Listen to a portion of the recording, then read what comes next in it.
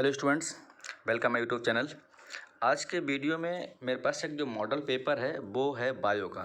ठीक है, बायो का जो मेरे पास टॉपिक है उसका नाम है इकोलॉजी। इसको हिंदी में बोलते हैं पारिस्थितिकी।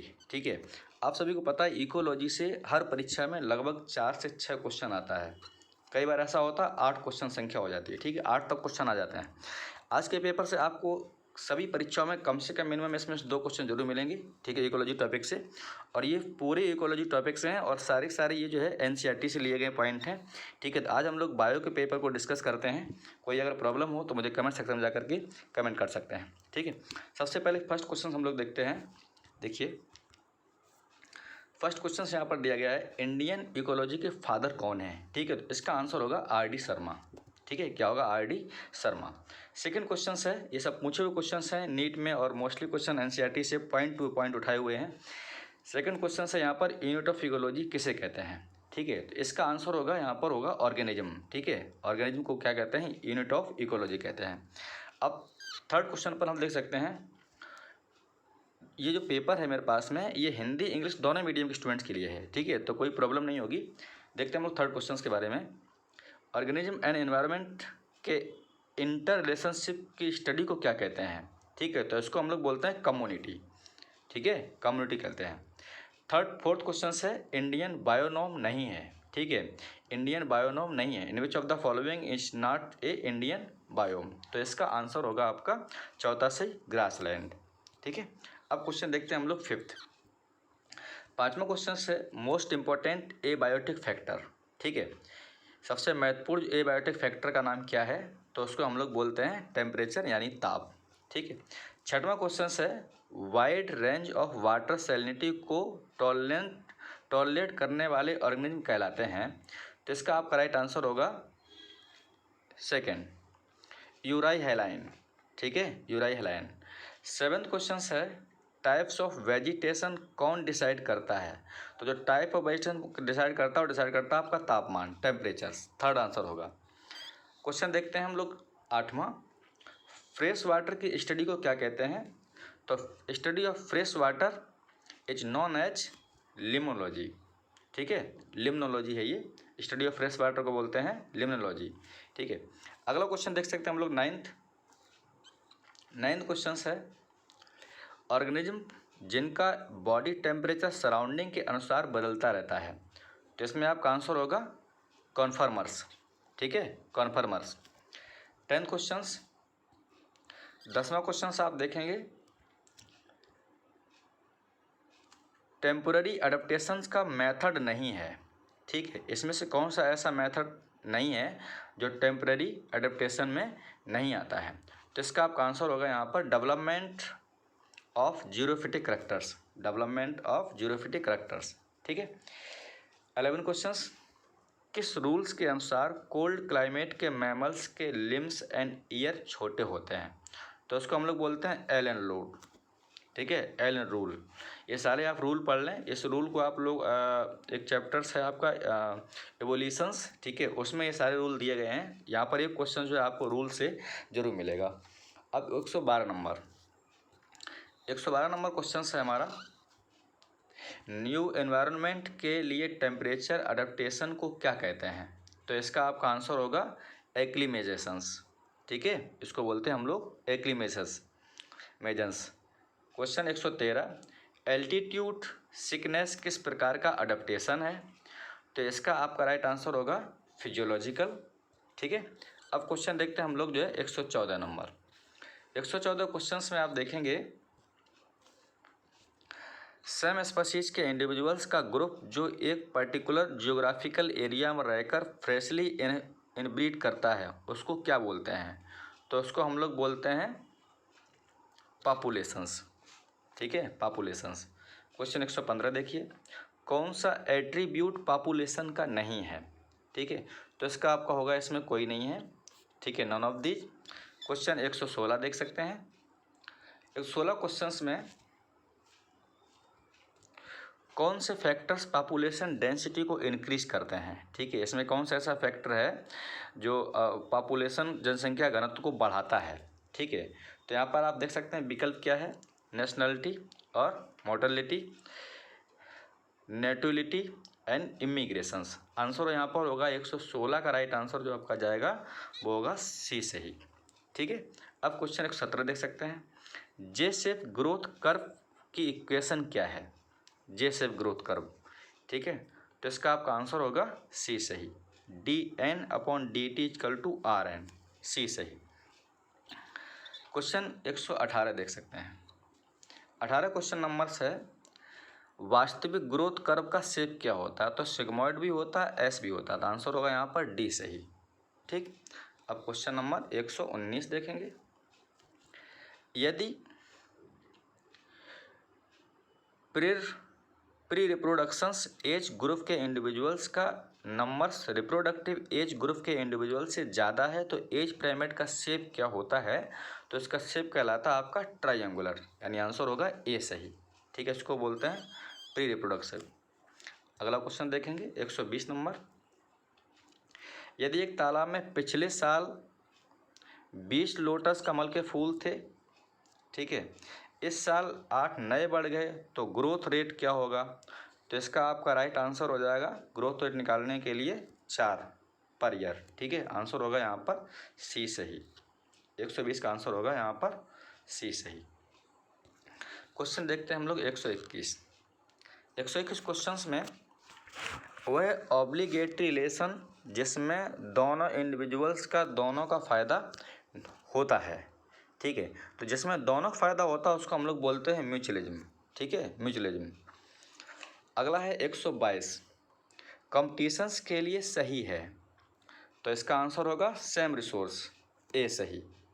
क्वेश्चन 23 क्वेश्चंस में कॉर्नेल्स एलिगेंट फील्ड एक्सपेरिमेंट किससे रिलेटेड है? ठीक है, कॉर्नेल्स एलिगेंट फील्ड पर जो आपका एक्सपेरिमेंट है वो किससे संबंधित है? तो इसका आपका आंसर होगा ए सही, पैरासिटिज्म से। ठीक है। अगला क्वेश्चन है 124, ग्रेजिंग कैटल्स एंड एग्रेट किस रिलेशन को शो करता है? ठीक है, तो इसका आपका आंसर होगा डी सही, चौथा सही, कॉमन सेलिज्म। ठीक है। अब क्वेश्चन देखेंगे 125। ये पेपर एक्चुअली जो है कोचिंग सेंटर का है, तो जितने नोट्स मेरे पास में है पुराने पीडीएफ जो है, ठीक है, तो उसको हम यहाँ पर जरूर अपलोड करते हैं, क्योंकि इकोलॉजी क्वेश्चन जो है आपके बहुत ज़्यादा जो है संख्या में पूछे जाते हैं। Question number 125 number, largest man made ecosystem क्या है? तो जो लार्जेस्ट मैन मेड इकोसिस्टम है वो है क्रॉप फील्ड। ठीक है, फसलों का उत्पादन। अगला है आपका 126, स्पीशीज के वर्टिकल डिस्ट्रीब्यूशन को क्या कहते हैं? तो इसका आपका आंसर होगा स्ट्रेटिफिकेशन। ठीक है, स्ट्रेटिफिकेशन। प्रोड्यूसर्स के द्वारा बनाया गया टोटल बायोमास क्या होता है? तो इसका आप आंसर होगा जीपीपी। ठीक है। अब क्वेश्चन नंबर देखते हैं 128, डिकम्पोजिशंस का फर्स्ट स्टेप क्या है? First step of decompositions, right answer is leaching. Total solar radiation का कितना परसेंट प्लांट फोटोसिंथेसिस में यूज करते हैं? ये क्वेश्चन कई बार रिपीट हुआ है। ठीक है, 129 नंबर, तो इसका आपका आंसर होगा 1 से लेके 5% तक। अगला है 130, एक्वेटिक इकोसिस्टम में एन ऑपरेट वाली मेन फूड चेन क्या है? तो इसका आपका आंसर होगा जीएफसी। ठीक है, जीएफसी। अब क्वेश्चन नंबर देखते हैं हम लोग जो है 131, एक्वेटिक यानी जलीय पारिस्थितिकी के प्रोड्यूसर्स होते हैं, एक्वेटिक इकोसिस्टम के प्रोड्यूसर्स कौन होते हैं? तो इसका आपका राइट आंसर होगा फाइटोप्लैंक्टन्स। ठीक है, 132 देख सकते हैं, प्रत्येक प्रीवियस ट्रॉफिक लेवल पर कितने % एनर्जी स्टोर्ड रहती है? आंसर होगा यहाँ पर 90%। नेक्स्ट, इकोलॉजिकल पिरामिड में शो करते हैं, तो 133 में है आपका फूड चेन। ठीक है, फूड चेन जो है वो इकोलॉजिकल पिरामिड में शो करते हैं। 134 ये क्वेश्चन आ चुका है। ठीक है, कौन सा पिरामिड कभी उल्टा नहीं होता है? ठीक है, नॉट अपोजिट, इसमें से कौन सा है ऐसा जो अपोजिट नहीं होता है? तो इसका आपका आंसर होगा पिरामिड ऑफ एनर्जी, ये कभी जो है अपोजिट नहीं होता है, बाद बाकी अपोजिट होते हैं। अगला क्वेश्चन देख सकते हैं, ट्री पर नंबर का रियल पिरामिड क्या होता है?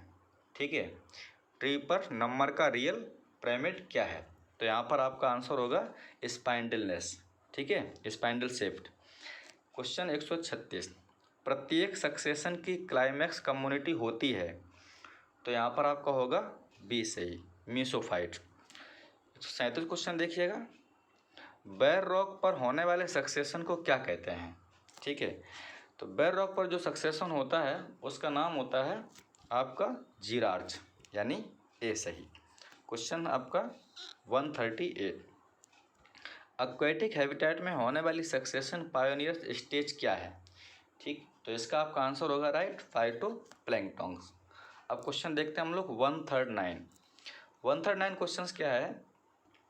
सेडिमेंट्री साइकिल का रिजर्वॉयर है। तो यहाँ पर होगा इसका डी सही, अर्थ क्रस्ट और आपका रॉक। 140 क्वेश्चन देख सकते हैं, इकोसिस्टम सर्वाइकल्स सर्विसेज की प्राइस टैग किसने दी है? तो इसका होगा आपका कॉन्स्टेंज, ठीक है, कॉन्स्टेंज ने।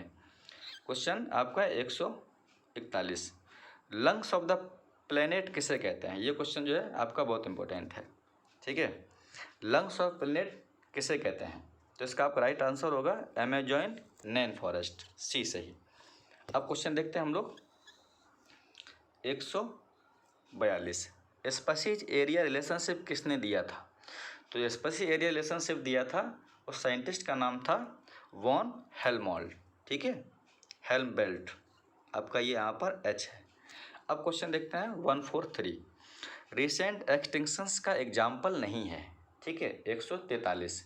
तो इसका आपका आंसर होगा सी काऊ, ये इसका एग्जाम्पल नहीं है।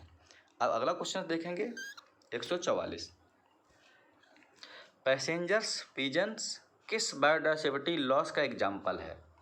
तो इसका आपका एग्जाम्पल होगा ओवर एक्सप्लोटेशंस, यानी आपका बी करेक्ट। 145 में क्या है?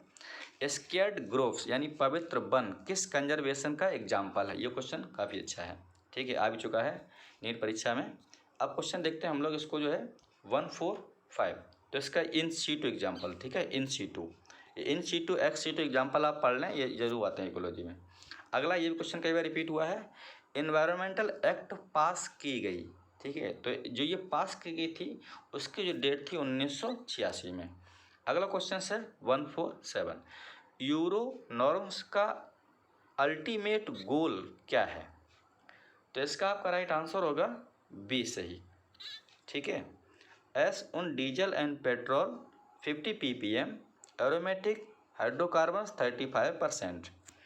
अब अगला क्वेश्चन देखते हैं 148, टॉक्सिक सब्सटेंस की कंसंट्रेशन हायर ट्रॉफिक लेवल पर बढ़ना कहलाता है। तो इसका आपका राइट आंसर जो होगा बायो मैग्निफिकेशन, यानी सी इज करेक्ट। अब है आपका 149, यूट्रोफिकेशंस किस वजह से होता है? एनसीईआरटी देखिए कि लैंग्वेज जो है थोड़ी सी बड़ी होती है, इसके शब्द कहीं मिलते भी नहीं हैं, ठीक है, तो आप एनसीईआरटी जो है लाइन टू लाइन इसको पढ़ लें। तो इसका आंसर होगा आपका यूट्रोफिकेशंस किसकी वजह से होता है? तो इसका आपका राइट आंसर होगा नाइट्रोजन की वजह से होता है, और होता है आपका फास्फोरस, यानी आपका डी सही होगा आंसर, ठीक है। क्वेश्चन देखते हैं आपका अगला 50, देखिए क्वेश्चन कई बार रिपीट हुआ, BHO आइस्ता हर परीक्षा में। मुख्य रूप से जो है ग्रीन हाउस गैस कौन सी होती है? इसका आंसर होगा आपका कार्बन डाइऑक्साइड, CO2, ठीक है। तो आज हमारे टॉपिक में जो है हम लोगों ने 50 क्वेश्चन जो है इकोलॉजी चैप्टर के कंप्लीट कर लिए हैं। इसमें कंप्लीट इकोलॉजी था, ठीक है, और इकोलॉजी से हमने आपको बता दिया लगभग कई बार तो 4 से 6 क्वेश्चन मिनिमम आते हैं, कई बार क्वेश्चन संख्या 8 हो जाती है। तो आप इकोलॉजी टॉपिक को ढंग से पढ़ लें। तो इस वीडियो से अंदाज़ा है जहाँ तक है वहाँ तक कम से कम आपके 2 क्वेश्चन जो है पेपर में जरूर फंसेंगे, ठीक है। तो वीडियो अच्छा लगा उसको लाइक कीजिए, शेयर कीजिए, फिर मिलते हैं हम लोग नेक्स्ट वीडियो में, तब तक के लिए इतना ही।